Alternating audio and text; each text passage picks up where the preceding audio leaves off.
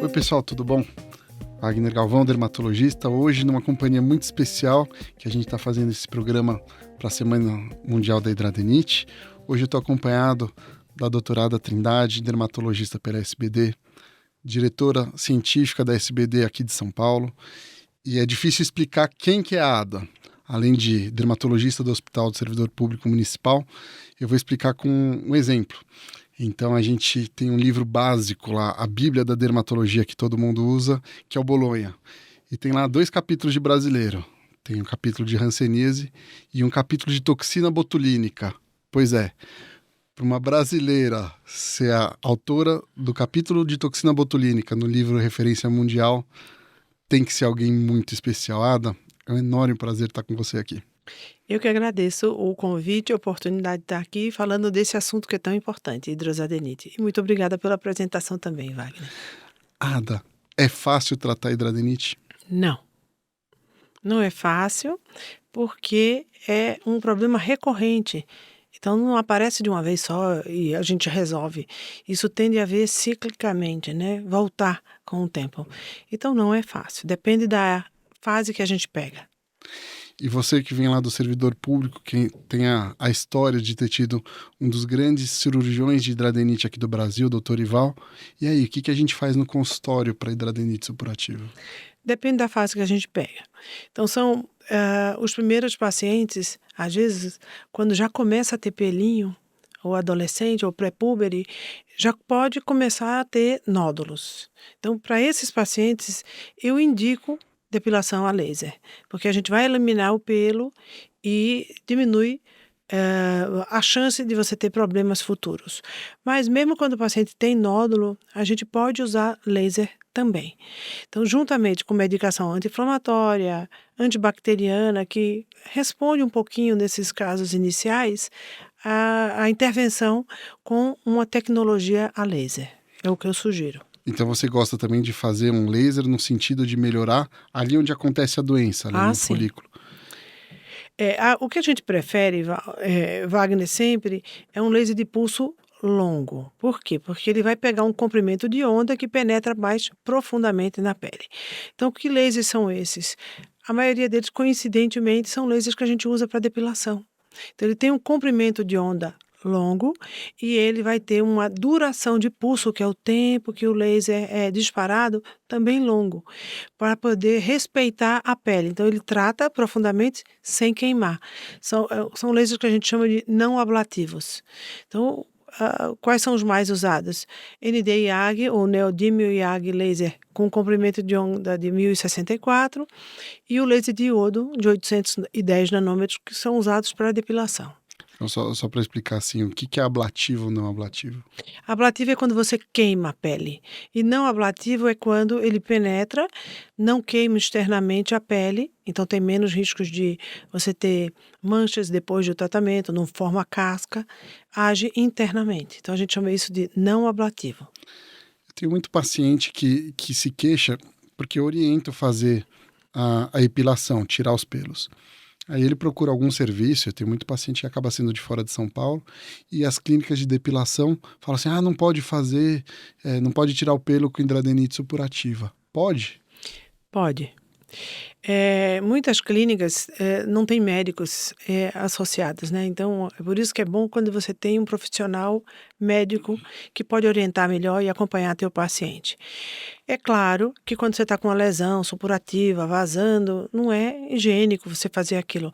Mas se o paciente tem nódulo inflamatório e até cicatrizes residuais, está, vamos dizer assim, fora da crise, mas importante, mais aguda, você pode fazer sim. A gente faz e a melhora.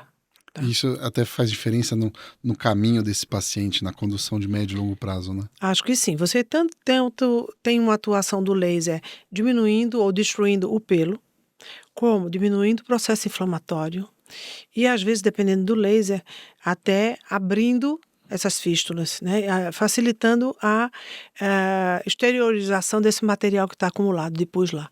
Eu não gosto muito de usar laser ablativa, porque esses que queimam a gente chama de ablativa, porque você tem mais risco de queimadura, etc. Mas também é usado, isso tem na literatura. Né? Lá na Faculdade de Medicina da ABC tem um outro expert de laser, o Dr. Simão, e ele usa muito o CO2.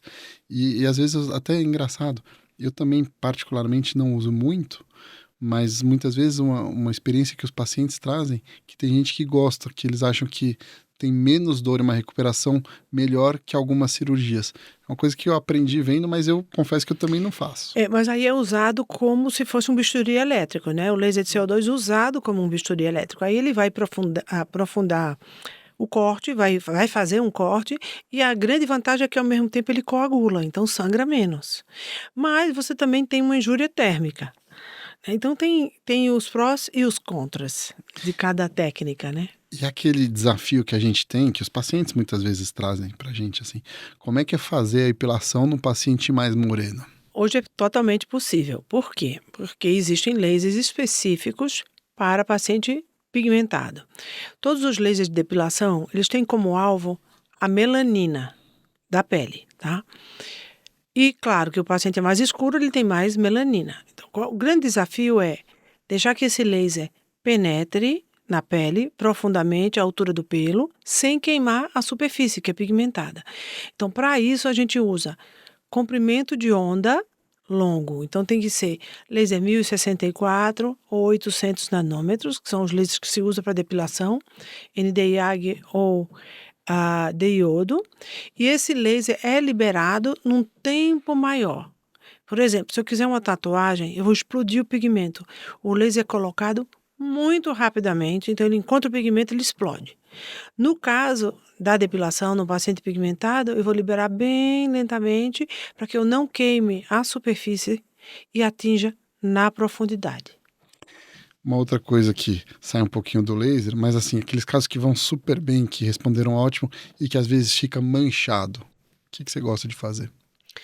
A gente pode usar clareamentos, isso pode ser usado em termos de creme, pode ser usado a própria luz pulsada para clarear, embora queime um pouquinho. E existem peelings, tem tantas coisas que a gente pode fazer para Não, diminuir o vamos tempo. falar pro pessoal aí. O que você gosta de O que fazer é de peeling? peeling? Peeling a gente usa substâncias que vão, vamos dizer assim, promover a descamação da pele. Eu digo que o peeling é uma destruição controlada que vai promover uma recuperação programada. Então, dependendo da substância, eu vou queimando níveis diferentes da pele. Então, no caso de hiperpigmentação, a gente usa uma coisa mais levinha para trocar só a epiderme, tá? Associada ao uso de cremes clareadores, né? Legal.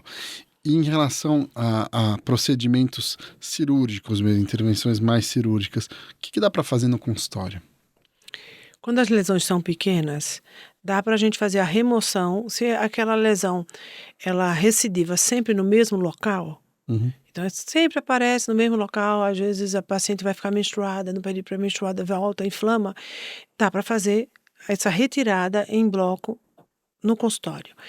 Quando a área já está muito evoluída, você tem vários nódulos, já evoluiu para a fístula, a área é maior acometida, eu recomendo fazer em centro cirúrgico por causa da dor do paciente. A gente precisa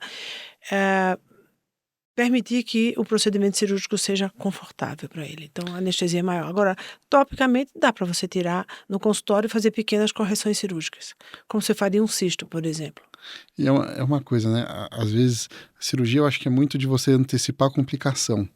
E se você tiver a chance de imaginar que é uma coisa maior, eu tenho muito paciente, fatalmente, você já viu essa história, do paciente falar assim, puxa, tava lá no procedimento e chegou no final, tava doendo, a anestesia não pegou direito. Dá para evitar isso hoje em dia, né? Dá. O que a gente puder fornecer ou permitir que o paciente se sinta confortável, com menos dor. Quem gosta de ficar sofrendo com dor, né? Eu acho que melhora. O procedimento cirúrgico, ele vai ter que fazer às vezes em outras áreas, porque eles têm mais de uma área acometida, né?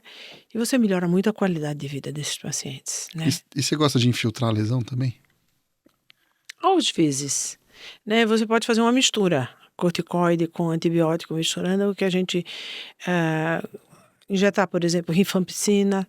Mas se o paciente já tem muita fístula, ele tem muita cicatriz ali no local. Então vai melhorar, mas vai piorar depois, né? Então você pode até melhorar temporariamente para permitir que ele seja submetido a uma cirurgia. Tem algumas pessoas que acabam usando infiltração, ou você pegar um abscesso e fazer com ATA, que é alguns tipos de ácido e tal. Você gosta disso ou é uma coisa que não? Eu gosto de fazer isso, mas eu prefiro fenol do que a ATA, porque eu acho que o fenol, ele coagula mais rápido, então ele, para mim, eu tenho um controle maior do que a ATA. O ATA fica cozinhando aí, quando você vê, queimou muito. Eu gosto muito de fazer quando você tem cicatrizes tipo ice pick ou túneis que ficam residuais naquele local. Então a gente usa uns palitinhos bem fininhos de que são usados para, por exemplo, para fazer tratamento de canal dentário. Então a gente consegue colocar ali e fechar todo o pertoito. Aí eu gosto. Então, só para explicar para o pessoal, né, essas lesões ice pick, que é um termo que a gente usa muito na acne, né? É. Mas você pode ter na virilha, na axila, esse tipo de cicatriz residual. O que é isso? Cicatrizou, quando houve a cicatrização, ela envolveu um pelo. Então são cicatrizes fundas e muito pequenas em termos de largura. Formam, às vezes, comunicações. Você tem, se você entrar com um palito, ela entra de um lado e sai do outro. Tem vários, vamos dizer assim, túneis subterrâneos. Então, para isso, a gente pode fazer o que a gente chama de quimiocauterização. Tem gente que chama até de CROSS, que é Chemical Reconstruction of Skin Scars, e eu prefiro fazer fenol. Eu acho mais fácil de controlar. Legal. E Lipe, qual que é o papel da luz intensa pulsada no tratamento da hidradenite? Dá para usar? Dá. A luz intensa pulsada, ela tem uma principal atuação como anti-inflamatório, tá? No local. Mas, como ela é uma luz, não é laser, ela vai pegar a superfície, né? Então, muitas vezes você pode queimar a pele do paciente também. Às vezes uma lesão que está inflamada, que você vê só assim, vermelha e tal, que você não tem muita pigmentação, pode usar. Dependendo da luz pulsada da máquina, você pode regular para ela pegar mais pigmento vermelho, mais pigmento castanho. Então, todos eles, se você tiver mais uma coloração violácea, vermelha, pega melhor com a luz pulsada, tá? Essa é a minha experiência na clínica, né? Não, tô perguntando para papa disso, puxa, pelo amor de Deus. Não. E toxina botulínica? Porque assim, eu tenho alguns casos que foi super bem. O que dá para fazer com a toxina na hidradenite? Na hidrodenite, a minha experiência não é muito grande com toxina botulínica. Os casos que eu tratei são pacientes que tinham associadas hiperidrose, que é o excesso de suor naqueles locais, tá? Então, você pode ter hiperidrose inframamária, axilar e na área genital, de virilha, por exemplo. Então, a gente trata esses pacientes como se fosse uma sudorese em excesso. Pode concentrar a dose em alguma área que você tiver mais nódulo. A aplicação normalmente ela é superficial, onde a gente está pretendendo atingir as glândulas e há uma resposta boa. Mas a dose termina sendo, às vezes, grande, dependendo da extensão da área afetada, né? Você já tratou alguns casos também, né? Você tem uma experiência boa. Eu gosto de tratar sobretudo, tem a hidradenite, como é uma doença que ela tem várias apresentações diferentes, aquelas formas que são mais difusas e foliculares, eu acho que tem um espaço para fazer toxina botulínica em algumas áreas, principalmente quando elas são muito refratárias. Desinflama bastante. E o duro é que a gente não conseguia explicar o mecanismo, né? Por que desinflama?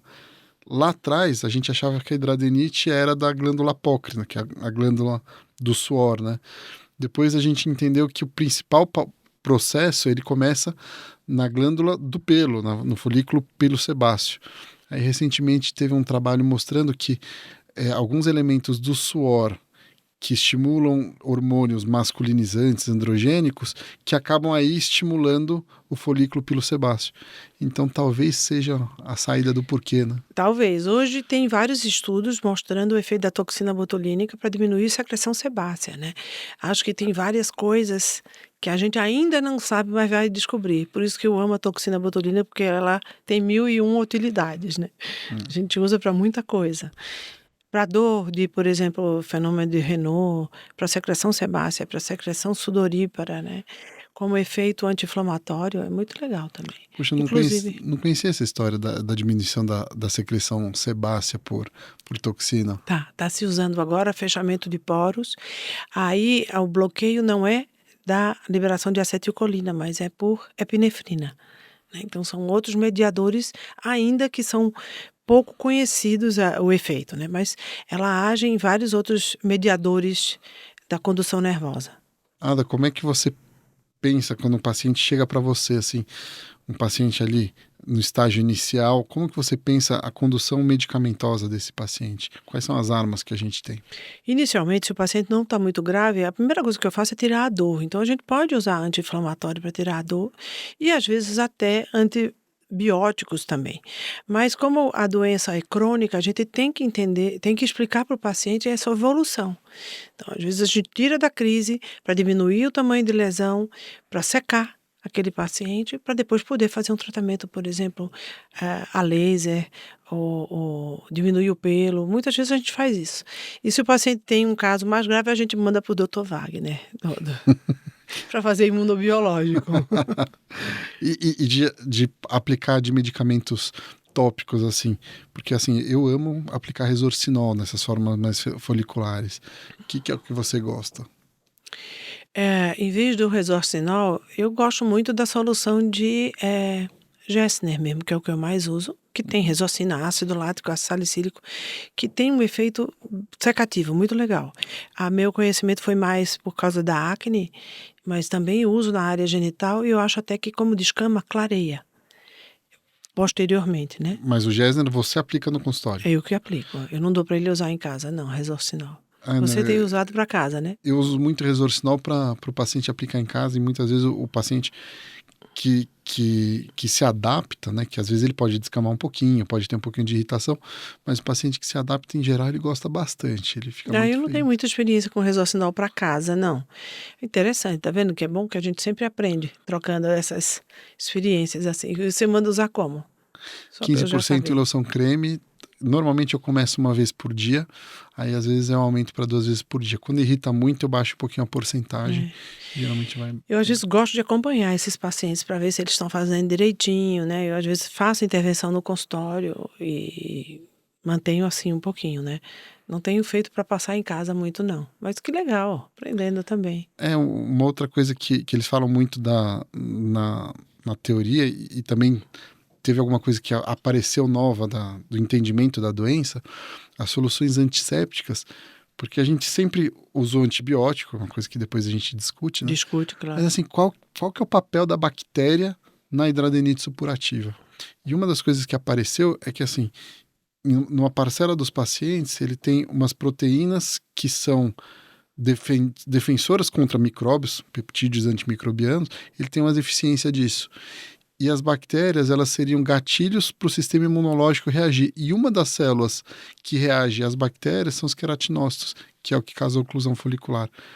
Aí a gente entende um pouquinho o que alguns antigos usavam de soluções antissépticas, clorexidinas, a clindamicina 1%, e não por um aspecto de infecção, e sim por um aspecto de você mudar a flora bacteriana e o controle da flora melhorar a evolução da lesão. Eu falo, puxa, isso é uma coisa que... Clorexidina a gente tem usado também para pacientes que têm mau cheiro, odor. Quando você tem a bromidrose, né, que a gente chama. Eu acho que tem tudo a ver, isso de você usar. De mandar usar clorexidina. E você manda usar aquólica ou aquosa? Aquosa sempre. Para não irritar, né? A área de dobra e tudo sempre melhor. Não, então, talvez uma das dificuldades de aplicar as medicações tópicas, né? Porque a hidradenite... irritabilidade local. Nossa, tudo arde, tudo queima. E muitas vezes, assim, até quando tem secreção, você já tem uma pele mais fina, que tipicamente é nas dobras, e você tem às vezes aquela secreção com um pouquinho de exudato, um pouquinho de pus, que ela por si irrita e quebra a barreira, a defesa da pele. E não é infrequente você ter alguma infecçãozinha secundária, como a cândida, por exemplo, ou aquela irritação quando sai realmente uma descarga de pus, aí fica tudo vermelho e tal. O paciente sofre muito com isso. Sim, fora o cheiro, né? Desagradável ali, tudo, né? Eu acho que tudo é válido se a gente não aumentar a irritação. Acho que a possibilidade de não dar antibiótico, não criar resistência, já que esse não é o principal motivo, né? Se a gente puder controlar o paciente sem usar antibiótico, a longo prazo é melhor. Eu prefiro soluções antissépticas do que antibióticos. Tem algumas soluções Super concordo. de lavagem de ferida que eu gosto de usar às vezes. né? Não tenho conflito de interesse nenhum, mas o Pontosão, Piossana. E uma outra saída que eu uso para quando tem essas irritações recorrentes, esfria, trata a cândida, e às vezes a gente usa alguns sprays de barreira, como o Cavilon. Não sei se Uhum, você... uhum. Não, o que eu tinha, a minha experiência era mais para dor. Tem uma coisa chamada Andoba. Não Você conhece conheço. o spray? Isso aí se usava muito para, por exemplo, a mulher que teve neném e no local da epísio, tá? Então tem uma solução anestésica e é antisséptica também. O Andoba tira a dor, é um spray que você coloca, então tem um efeito antisséptico e anestésico. Então isso eu uso bastante. Eu Nossa, prescrevo. essa aí eu nunca tinha ouvido Andoba. anotar para conhecer um arsenal É. novo aí. Isso é coisa que mulheres das antigas sempre usavam, mas é muito legal. Até se usa às vezes quando você vai fazer para auxiliar na anestesia da depilação. É bem legal. Então, isso é uma outra coisa, que o laser, uma coisa que os pacientes se queixam bastante, quando eu acredito que tem uma parte aí que, assim, de uma prática subótima, digamos assim, mas eles reclamam muito na epilação de dor. Que, assim, eu não faço mais epilação, aliás, ao contrário, quando eu tenho esses pacientes, mando feliz da vida para você, mas assim, como é que você faz para minimizar a dor? O que é a tua estratégia para A isso? gente usa creme anestésico, eu deixo o paciente com creme anestésico por um tempo. A gente usa o Andoba quando é área de genital, por exemplo, que é um spray, você coloca, ele faz uma anestesia local. E a gente usa também resfriamento da pele. Então se usa jato gelado para poder resfriar a pele e permanecer e tornar mais confortável. Os próprios aparelhos de laser, ele tem na ponteira uma safira, que é como se fosse uma pedra, e essa é resfriada. Então, para proteger, tornar o procedimento muito mais confortável e menor o risco de queimar a pele. Então, a gente usa resfriamento, anestesia tópica, spray tópico. E como é Tá? que é a recuperação desses lasers, por exemplo, de epilação? Normalmente é tranquilo. Você espera que, se a paciente não tiver muito pigmentada, não tiver nenhuma queimadura nem nada, fica inchado, vermelhinho um pouquinho, e os pelos começam a nascer dentro de alguns dias, só que eles caem, sozinho eles caem. E aí, para nascer o pelo novamente, é em torno de 30 dias, que é o período que a gente pede para o paciente voltar para fazer uma nova sessão. Quando você planeja epilação, assim, quantas sessões mais ou menos você pensa?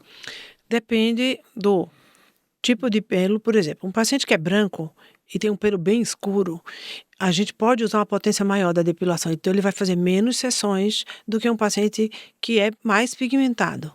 Então, o paciente mais pigmentado eu tenho que baixar um pouco a potência, eu vou ter que ter um tempo maior de distribuição do laser, esse paciente vai precisar fazer mais sessões. Então, tipo, o Tá? contraste é o ideal. O contraste é o ideal, porque aí você não tem pigmento na pele, o paciente é claro, você pode usar bem forte, porque eu vou centrar no pelo. E aquela pessoa que é clara, mas o pelo é claro. Eu lembro que tinha umas saídas, né? Porque senão na Europa ninguém pode fazer epilação, né? Mas as saídas não funcionam tanto assim. Normalmente a gente teve uma época que a gente passava um carvão ativado para poder pegar o pelo, escurecer o pelo e pegar melhor. Mas não funciona. Por quê?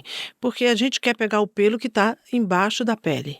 E aquele pelo a gente não consegue botar o carvão lá dentro, a gente só vai pegar o que está da pele, da fora da pele, de fora da pele, né, para o exterior. E isso normalmente a gente depila o paciente. A gente não quer pelo do lado de fora quando vai fazer um laser. A gente tem que passar imediatamente antes uma gilete para tirar o pelo e aí você aplica, porque eu só quero queimar o pelo que está embaixo da pele. Tá? E o que você usa Senão, para... o que acontece? O pelo puxa o laser, queima para fora e queima a pele. Tá? É por esse motivo que a gente quer tratar só aquele pelo que está embaixo da pele. acaba fazendo uma queimadura superficial e não E sendo efetivo. não destruindo o pelo, né? Mesmo quando, assim, você atinge o pelo lá na camada mais dérmica, um pouco mais profunda e tal, às vezes causa um pouquinho de inflamação. Tem alguma coisa que você faça para minimizar isso? Não vejo tanta inflamação, não. No meu dia a dia, não. Só se o paciente, sei lá, a gente queimou a mais ou teve alguma coisa, não tenho tanta inflamação, não. O que a gente faz para minimizar é resfriar a pele antes, como eu te falo. Depois, posteriormente, você pode passar um hidratante para não ficar ardendo, né? Mas a gente não orienta muita coisa, não, do Tranquilo. pós. E para manejar a dor desses casos que são mais graves, o que você gosta de pensar? Em termos de depilação? Não, em termos geral. Assim, eu dou analgésicos, né? Anti-inflamatórios e analgésicos potentes, porque é um paciente que está com ferida, que está vazando, né? Eles têm que usar absorventes para não sujar a roupa nem nada. Mas eu acho que esses são mais casos teus do que meus hoje em dia. E isotretinoína? A minha experiência com isotretinoína não foi tão boa. Ótimo. Na minha experiência não é boa. Eu acho que os casos de hidrosadenite não respondem bem à isotretinoína. Tem gente que acaba puxando o raciocínio da acne, né? Mas não funciona. Eu tenho a mesma experiência. A minha experiência não é boa. É engraçado, porque assim, nenhum consenso internacional entra o tratamento da hidradenite com isotretinoína. Por que será, né? Por isso. Pois é. É engraçado, mas falam até que seria uma acne inversa, que era no passado isso, né? Mas a resposta não é boa, é bem diferente da acne facial. E ainda tem uma coisinha a mais. Não é infrequente o paciente falar que ele tem uma piora durante a isotretinoína. E às vezes, quando eu tenho a indicação por acne no paciente da hidradenite, eu até aviso, falo, pode ser que por um tempo a hidradenite vai piorar um pouquinho. Então, eu não prescrevo isotretinoína para hidrosadenite. Eu não acho que é uma boa indicação, tá? Já fiz no passado e aprendi que é por isso que eu não dou. Eu acho que no passado é aquela coisa... a gente tem esse lado da medicina, quando você tem muito pouco recurso, muito pouco ferramenta, e a gente fica tentando, porque é uma doença extremamente grave, com alto impacto na qualidade de vida da pessoa, e a gente não tinha muito o que fazer. Então, eu acho que a gente estava desbravando o mato, né? Tentando, né? É uma medicação que age bem em doença secretória, seca a acne, vamos tentar aí, né? Mas... Não, e a acne ela resolve, então não estou falando mal do remédio, o remédio é muito bom. Para acne. Para acne. Não para hidradenite. Agora tem coisas novas, né? Então vamos torcer porque a evolução do tratamento, do conhecimento sobre a doença vem vindo, né? A gente vai aprendendo mais. Essa evolução, eu acho que ele está num capítulo muito interessante. Como a gente achou a primeira saída, o primeiro remédio que estudou realmente a hidradenite e deu certo, né? Resolve todos os casos? Não. Mas ele melhorou muita coisa.